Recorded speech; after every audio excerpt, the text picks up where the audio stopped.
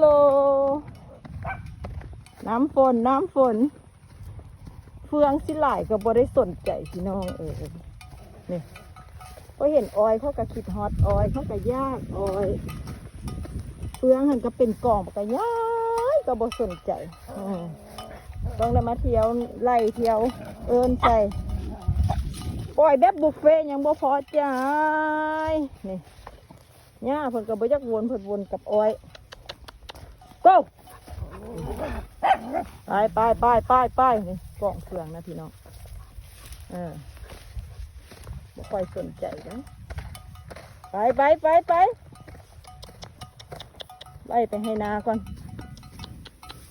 ชีวิตประจำวันพี่น้องตอนเช้าคนนะใจร้า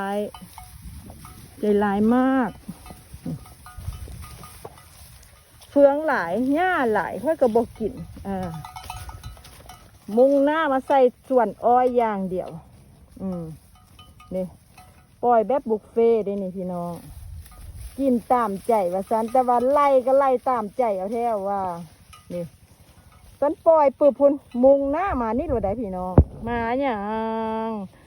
มาอ้อยปงใหม่หรอบอกพี่น้องบุติเนาะคนเฮาก็ยังยากอ้อยนะมันหวานเด้พี่น้องโอ้ยอ้อยปงใหม่ของข้าพเจ้าหันหัวให้ว่าหุ้นเบิดเด็ดหัวกินนี่หญ้าเฟืองเยอะนี่ไหลพีขึ้นพุ่นไหลพุ่นขึ้นพีนี่พี่น้องมึงไหมไหลออกจากพีหลัดไปพุ่นให้ว่าเก่งหูว่ามองไหนมีอาหารการกินเป็นมุงหน้าขึ้นเมือพุ่นพวกนี้จอดก่อนจอดอุจจาระให้ว่าเก่งนี่พุ่นไปพุ่นหันก็ไปหานไปวนน้ำสักเครื่องสลับนะนี่เพราะว่ามันมีเกลือมันคล้ายว่ามันเค็มเนาะพี่น้องเนาะเพิ่นกระซิมักบุกไปพุ่นละเอาปล่อยไปมาว่าเรื่องของเฮาพี่แนวได้มันสี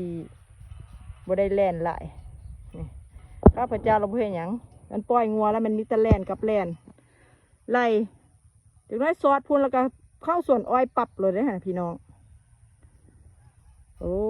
ยเบิ่งแม่เฟืองนะพี่น้องเฟืองบ่เฟืองล่าได้พี่น้องเป็นกล่อง